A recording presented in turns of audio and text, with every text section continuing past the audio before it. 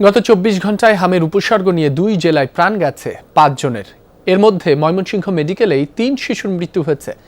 ২৪ ঘন্টায় Mymensingh medical college হাসপাতালে নতুন করে ভর্তি হয়েছেন ৩২ জন, চিকিৎসাধীন রয়েছেন ৭৪ জন। এদিকে কদম ও বরিশাল মেডিকেলে হামের উপসর্গ নিয়ে ২ জনের মৃত্যু হয়েছে। নাটোরেও দিন দিন বাড়ছে হাম আক্রান্ত রোগীর সংখ্যা। গত ২৪ ঘন্টায় জেলার বিভিন্ন হাসপাতালে হামের উপসর্গ নিয়ে ৩৩ জন ভর্তি হয়েছে। এ পর্যন্ত মোট চিকিৎসা নিয়েছেন ২১৩ জন। এছাড়া রাজশাহী, সিলেট, বরিশাল, চট্টগ্রাম ও খুলনা বিভাগের বিভিন্ন হাসপাতালেও হামের উপসর্গ নিয়ে প্রতিদিন ভর্তি হচ্ছেন রোগীরা। অনেক জায়গায় ওয়ার্ডে জায়গা সংকটে বারান্দায় রেখেও রোগীদের চিকিৎসা দেওয়া হচ্ছে। হাম ও উপসর্গে মৃত্যু না থামায় উদ্বেগ বাড়ছে অভিভাবকদের মাঝে।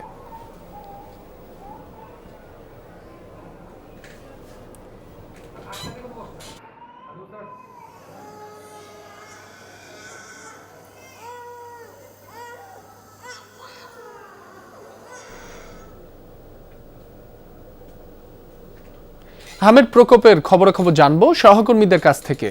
প্রথমেই ময়মনসিংহে যাচ্ছি, সেখান থেকে যুক্ত হচ্ছেন সহকর্মী হুসাইন শাহিদ।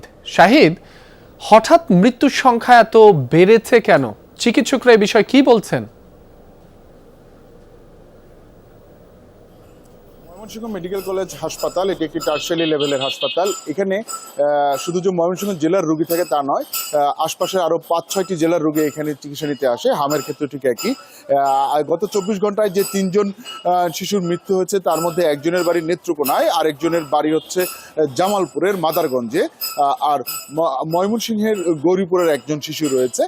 তো ৩ জেলার শিশুই কিন্তু এখানে রয়েছে যারা মৃত্যুবরণ করেছেন। এছাড়াও গত ২৪ ঘন্টায় ৩২ জন শিশুকে ভর্তি করা হয়েছে এবং এই মুহূর্তে প্রায় ৭৪ জন হামে আক্রান্ত বা উপসর্গ নিয়ে রোগী এখানে ভর্তি রয়েছে। চিকিৎসকরা যেটি বলছেন যে যারা ময়মনসিংহের মেডিকেল কলেজ হাসপাতালে চিকিৎসা নিতে আসছেন এদের মধ্যে একটি বড় অংশ তারা স্থানীয়ভাবে বা গ্রামে কিংবা উপজেলায় হাসপাতালগুলোতে কিংবা নিজেরা এই হামের উপসর্গগুলো বুঝতে না পেরে বা হাম তারা নিজেরা এই অবহেলার কারণেও অনেক রোগী কিন্তু ময়মনসিংহে আসছেন। এই শেষ পর্যন্ত যারা উপজেলায় যাচ্ছেন, উপজেলা থেকে তাদেরকে জেলায় পাঠানো হচ্ছে, জেলা থেকে তাদেরকে ময়মনসিংহ মেডিকেল কলেজ হাসপাতালে পাঠানো হচ্ছে।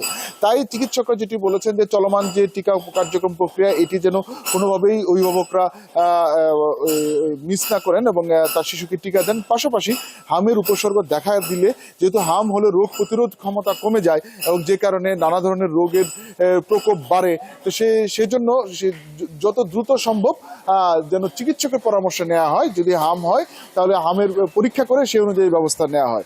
আর যদি এই অবহেলা করা হয় কিংবা বুঝতে দেরি করা হয় যে হাম হয়েছে এবং সেটি বড় সিরিয়াস পর্যায়ে চলে যাচ্ছে, তাহলেই এই সমস্যাগুলো ঘটে।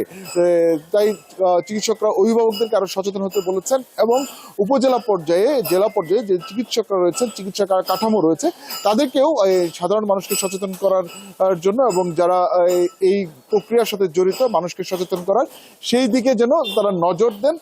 সেই একদিক টিকা দেওয়ার জন্য যে নজরদারি কিংবা সচেতন করা সেটা, এবং পাশাপাশি হাম হলে এবং সেটি যদি খুবই বেশি হয়, আক্রান্তের পরিমাণ যদি বাড়তে থাকে, এটি যেন বুঝতে পারে বা চিকিৎসকের পরামর্শ নিতে পারে, সেই ন্যায় অভিভাবকরা সেই দিকে আসলে প্রচারণা এবং যে সচেতনামূলক কার্যক্রম সেটি বাড়ানোর জন্যই চিকিৎসকরা পরামর্শ দিচ্ছেন।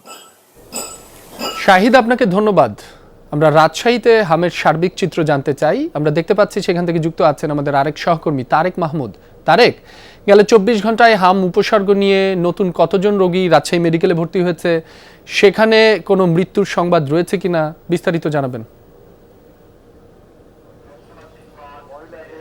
রাব্বি, গত ৩ দিন থেকে রাজশাহী মেডিকেল কলেজ হাসপাতালে মৃত্যুর কোনো ঘটনা ঘটেনি হামের উপসর্গ নিয়ে, এবং আজকে গত ২৪ ঘন্টায় রাজশাহী মেডিকেল কলেজ হাসপাতালে ১০ জন রোগী কিন্তু ভর্তি হয়েছেন।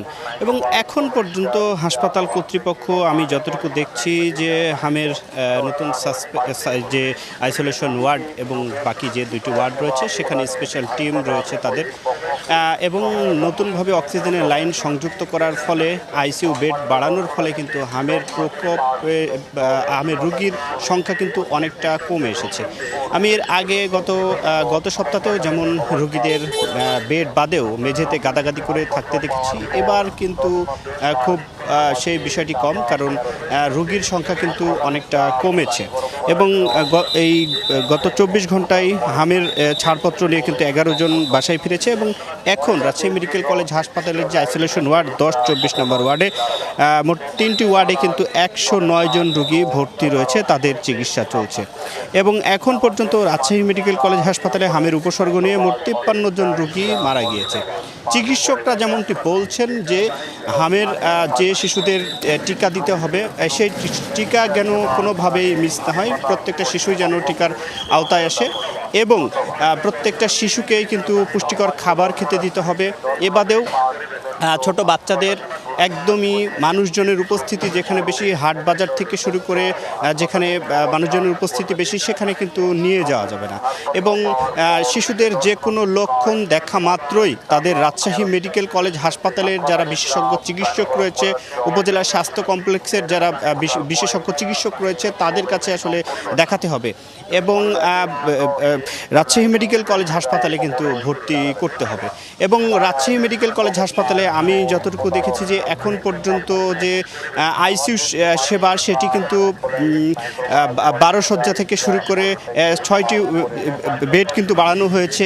এ বাদেও নতুন অক্সিজেনের লাইন সেটি কিন্তু সংযুক্ত করা হয়েছে এবং রাজশাহী মেডিকেল কলেজ হাসপাতালের যে 10 নম্বর 24 নম্বর ওয়ার্ড সেখানে কিন্তু অক্সিজেনের লাইন, এ বাদেও আইসোলেশন ওয়ার্ডে অতিরিক্ত অক্সিজেনের লাইন, সেই অক্সিজেনের লাইন আসলে যুক্ত করার ফলে মৃত্যুর সংখ্যা অনেকটাই কমে এসেছে এবং যেহেতু আইসিইউর বেড বাড়ানো হয়েছে সে কারণে কিন্তু আমি যতটুকু দেখছি যে আইসিইউ বেড বাড়ানোর ফলে যেমনটি হয়েছে যে আগে যেমন মৃত্যুর প্রতিদিনই কিন্তু 2 জন 1 জন 3 জন মৃত্যুর যে ঘটনাটি ছিল, এখন কিন্তু মৃত্যুর সংখ্যা অনেকটাই কমে এসেছে।